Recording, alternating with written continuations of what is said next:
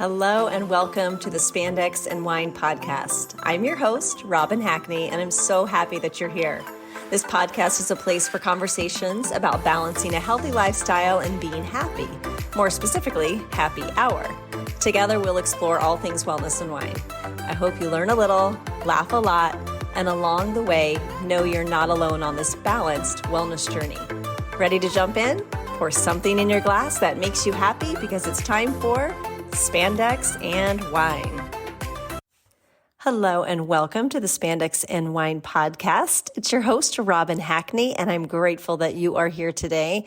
We are just a few days away from a new year. 2024 will be here. I can't even believe I'm saying that. 2024 just sounds so into the future to me still. Like, I think I'm still in the 80s and 90s, but okay, I'll move on. Anyway, and I know for me, I am looking to make some simple changes or get back to simplicity, maybe is what I'm thinking. And I want to focus on being well and having a wholeness in all areas of my life. So with my fitness and nutrition, and I know that might sound weird coming from me since that is my occupation, but I even get out of balance and out of whack. So making sure that I get that balanced out, as well as mental and spiritual, making sure that I have enough time for self-care. I'm doing the right things. I want to create my critical task list or non-negotiables, however you like to look at it. So that's something important to me. But also in my financial world. So getting my finances set and becoming financially fit. And that's what today's episode is about. So my guest, Leah Johnson, is a bookkeeper and a record keeper, and she is helping me out personally in my business. And I thought it would be fun to have her on just to give a couple tips for 2024. Well, hello and welcome to the Spandex and Wine podcast, Leah. I appreciate you being here. Thank you. I'm thrilled. Oh, good. So, as you know, the podcast is Spandex and Wine, but I think it's important that we talk about financial fitness as well. And that's what your background is, and that's where you help me. So, I know that our listeners can benefit from this as well. So, if you wouldn't mind just kind of sharing what your services are, what you do, and maybe a few tips and tricks as what everyone can do to get financially fit. Absolutely. So first of all, thank you so much. And I'm super excited to be working with you on this and with your business personally. I have done all sorts of things in my career that all have some sort of connection to financial fitness, either business or personal. And the older I get and the more life experience I've drawn, my husband and I both realized how, even though we weren't stupid with our money, we also weren't always making the best choices for the long term. So we really set out over the last few years to make sure that we are set up as well as we want to be for our future, with our goals and our desires.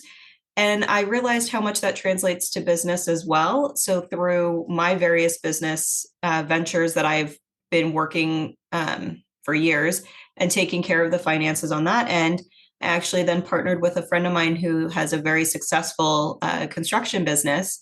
And she had me come in and do their books. And that opened my eyes to so much more that can be done.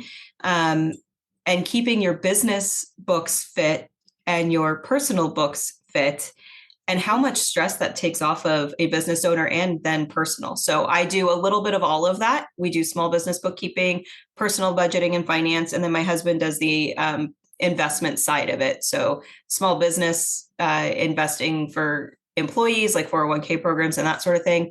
And then also personal. So I think overall, just making sure that you're watching it and knowing what to look for is kind of the best way to get started and going on that. Sure. Well, you had mentioned that you guys didn't always make the best decisions. I mean, you kind of watched your money, but let's go more on a personal side then too. So as a couple, like what are one or two things that you think that are really important that a couple can start with? You got to talk about it. That's the first thing. You have to have that open and honest communication, and you need to be on the same page. If you both want to just spend what you have and not care about the future, I wouldn't recommend it, but that's up to you, right? But if you're on the same page about it, then great, go for it. Yeah. We realized that although we at the core knew what we both wanted, which was to have money for retirement, we didn't have a good plan in place, and we didn't talk about the day-to-day of that and what that needed to look like. So if we wanted to go buy something, we went and bought something. And then we figured it out on the back end on how that fit in. Over the past few years, we've started doing that conversation on the front end before we make those purchases. Yeah. Yeah, that's important. And I would imagine, kind of like my business too, as I'm working with individuals one-on-one, it can become very therapeutic. So I can imagine that as you help couples, that there's a little bit of therapy involved too. Absolutely. Absolutely. We try really hard to not get too involved in their life, but finances are so personal that you kind of end up doing that. There's the big dog in the back. Yeah. Oh, I love your dog. So yeah, I think that, I mean, it is amazing how many couples don't have those conversations. It is. Even though that's a key piece of their life. Yeah. Finances, I don't have this specific statistic, but it's one of the top 3 reasons that couples divorce. Finances, religion, I think, and sex. Yeah. Yeah. Oh. And then on the business side, I'm sure you've seen all kinds of businesses from, Yes. So, I mean, as we're heading into a new year, what would you say is something that a small business can do? So small businesses can focus on making sure that their books are good through the year, so that at the end of the year, it's not this frantic rush, right, to make sure that you're ready for taxes. Making sure you have a good tax professional that you work with, so you know what is needed. Sorry. That's okay. What they need from you, and you can have that ready to go. Most business tax filings are due by March 15th. So it's a little earlier than the personal side. And you need to be ready to go ahead of time, because a lot of your CPAs and tax professionals are going to want those documents by the middle of January, really, so that they have enough time to do their end. If you haven't been up on it all year, then welcome. Let's get going. I highly recommend using a bookkeeper. Obviously, that's what I do, but I recommend it so that you can focus on running your business and let your bookkeeper worry about making sure that everything's together on the day-to-day, so that at the end of the year, you are ready for that tax season. It's also a really good time I mean, it makes a lot of sense. Yeah, it's a good time to take inventory and be like, okay, I haven't been keeping up on this. I need this to be a priority into the new year. So maybe now is a good time to look for a bookkeeper. A lot of us do cleanups or catch up services as well in the onboarding process. So it's really a good time to start working with a bookkeeper. And they'll also let you know if you need to file that extension for those taxes, because you're not going to be ready by that March 15th deadline. Yes. And, that's not uncommon. So it's good to know now rather than March 14th, though. Yeah, it can be so overwhelming. I mean, all pieces of a small business, usually people start out just with a one-man show, and to have to do all of the working parts, you learn a lot, but you can also get very frustrated too. And I feel like it's important that you have different experts in your life in your business, that you can say, okay, you're going to do this piece. You're going to do this piece. I'm going to focus on what, just like you said, focus what I enjoy doing and what I do best. So absolutely. Yeah. And I think it's hard as a small business owner, right, to feel like you can relinquish that control. So it's important to find those partners that you trust and you have a good rapport with. I also think when you're starting out, especially as a small business owner, you're going, well, I don't have the money, right? Because you're operating on that shoestring.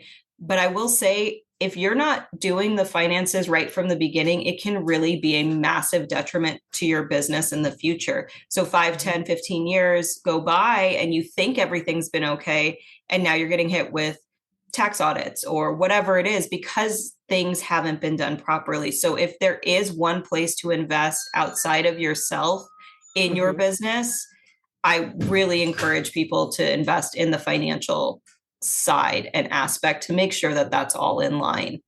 Sure, sure. And then do you do like a free consultation? How do people figure out if you're the right fit for them? Yeah, I absolutely am happy to do free consultation. Let's chat. Let's see what you're looking for. Make sure that you and I get along. I don't want to work with somebody that I don't feel like I can go to, and I don't want you working with somebody you don't feel like you can come to either. Right.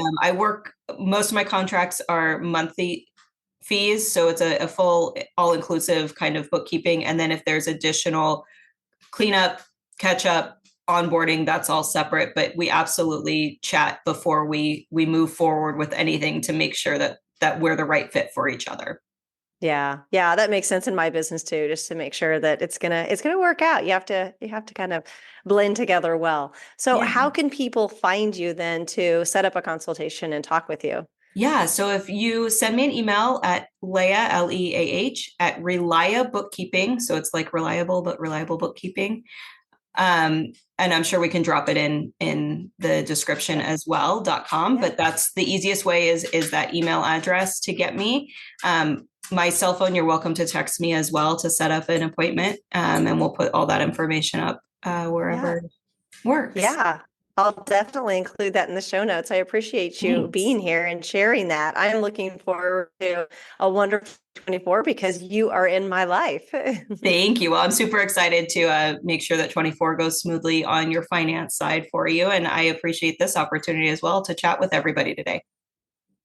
Absolutely. Thank you so much. Thanks, Robin.